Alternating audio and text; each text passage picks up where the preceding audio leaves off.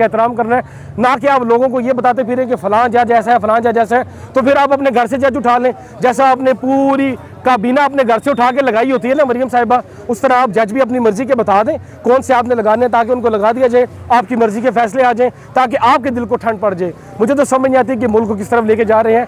इनको जो छितर और छितरी ये भी हुए हैं ना राजनपुर के इलेक्शन में, और जिस तरह से अवैस लगारी को शिकस्त हुई है, और पीटीआई के कारकुन जो है वहाँ पे इतना जोशो खरोश, 40,000 की लीड। अरे यार 11 पार्टियां मिलके इलेक्शन लड़ रही है, एक तरफ खान मर्द मुजाहिद अकेला है और 40,000 की लीड आती है हमारी, तो इनके मुंह पे ये एक जोरदार तमाचा है। और मेरे ख्याल से इनको समझ आ गया कि अब अवाम इनके साथ नहीं है, और इंशाल्लाह आने वाले इलेक्शन में हम लोग कहते थे 2/3 मेजोरिटी, 2/3 से ज़्यादा मेजोरिटी के साथ इंशाल्लाह खान आ नहीं रहा, आ चुका है इंशाल्लाह। हज़ारों की तादाद में कारकुन इस बारिश के मौसम में, इस ठंड में, ना उन्होंने धूप देखी कभी, ना उन्होंने छाँव देखी, ना बारिश देखी, ना आंधी देखी। आज इस चीज़ को देखें आप कि किस तरह से इमरान खान के लिए अवाम निकली है, किस तरह से इमरान खान का बैकअप किया जा रहा है, किस तरह से इमरान खान का प्रोटोकॉल दिया जा रहा है। क्यों? सिर्फ इस वजह से कि इमरान खान ने हमेशा हक और सच की बात की है, हमारी बात की है और हमारे आने वाले बच्चों की बात की है। इसको जानो, अभी आप ये निशानी देख लेंगे, इमरान खान सब चले गए यहाँ से।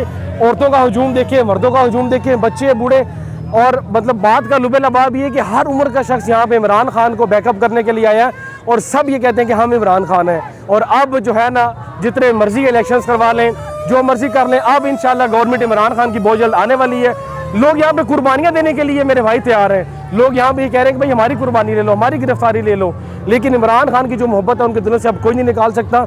एक सच्चा लीडर है, ना सिर्फ पाकिस्तान का लीडर है बल्कि पूरी उम्मत मुस्लिमा का वो लीडर है। अरे कौन खाता है यार खुद पे गोलियां, कौन चला सकता है यार, या कौन अपने आप को जख्मी करता है? इतनी अच्छी लग्जरी लाइफ वो जी रहा था, उसको क्या जरूरत थी इस गंदी सियासत में आने की, जो कि गंदी नहीं है, क्योंकि ये तो सियासत तो वलियों पैगंबरों ने भी की है ना। लेकिन इस मुल्क में और इन चोरों डाकुओं ने, नवाज शरीफ ने, जरदारी ने इस सियासत को इतना गंदा कर दिया है कि कोई भी एक बाशऊर इंसान या इज्जतदार इंसान सियासत में जाते हुए सोचता है कि यार मैं जाऊँ कि ना जाऊँ, सबसे पहले उसको ये होता है कि यार मेरी इज्जत का क्या बनेगा।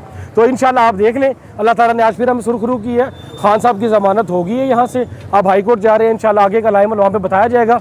क़यादत हमारे साथ साथ है, इंशाल्लाह हम इमरान खान के साथ खड़े हैं और हमेशा हम लोग खड़े रहेंगे। अच्छा, मरियम नवाज बड़ी हर्जा सराई कर रही है अदालतों के खिलाफ, और दूसरी जानिब इमरान खान अदालतों के अंदर पेश हो रहे हैं, लेकिन फिर भी इमरान खान को बार बार मुख्तलिफ मुकदमात का सामना करना पड़ रहा है। भाईजान इसको आप दो कमी नज़रिया कह सकते हैं, ठीक है, कि एक है जो वो नाम ले लेके और लोगों के सामने नाम रख रही है। आप एक इज़्ज़त, अदालत की बड़ा एहतराम और अदालत की बड़ी इज़्ज़त है, उसका नाम लेके, जजेस का नाम लेके आप लोगों में इंतशार फैलाना चाह रही हैं। और ऑन दी अदर हैंड आप खान को देखिए कि ज़ख्मी हालत में डॉक्टर्स ने रेस्ट का कहा हुआ है, लाहौर से खान इस्लामाबाद में पेशी देने के लिए है, सिर्फ और सिर्फ ये एग्जाम्पल सेट करने के लिए कि भाई जो अदालत अगर आपको बुलाए तो आपने अदालत में पेश होना है, अदालत का एहतराम करना है, उसके हुक्म का एहतराम करना है। जारी में आप पिंडी में शायद आप थे कि नहीं, मैं आपको बताता चलूँ, लास्ट फ्राइडे की बात है, कारकुनों की इतनी तादाद थी, इनकी वैन्स थी, इन्होंने क़यादत को भी डाला, कारकुनों को भी डाला, आगे जाकर रवात के पास कारकुनों को उतार दिया और न जाने ये क़यादत को कहाँ पे ले गए हैं। अरे भाई आपको कहा है कि जेल में भरो, फॉर्म पे ऊपर आप देखेंगे लिखा हुआ है पसंदीदा जेल, पसंदीदा थाना कहाँ है, तो आप उन्होंने लिख के दिया कि हाँ ठीक है हमें इस जेल में डाल दें, कोई इशू नहीं है, हमें फ्राई पैन नहीं देंगे तब भी चलेगा, आप हमें इस्त्री नहीं देंगे तब भी चलेगा, चूल्हा नहीं देंगे तब भी चलेगा। अरे भाई खान के लिए लोग अपनी जान देने को कुर्बान है, और मैंने यहाँ पे देखा है वो। अच्छा, दूसरा एक और अमजद शेर के हवाले से बता दें जो उसके साथ नाराबाजी इख्तियार किया जा रहा, और क्या तरीके इंसाफ को इससे मुत्तफिक होना चाहिए? सर 3 जंगें लड़ी हुई हैं, मेरे लिए हर फौजी काबिल साद एहतराम है, और फौजी वो लोग हैं जो -16 डिग्री सेंटीग्रेड पे ग्लेशियर पे खड़े हुए हैं, और आप लोग 2-2 कंबल लेके आराम से सोते हैं।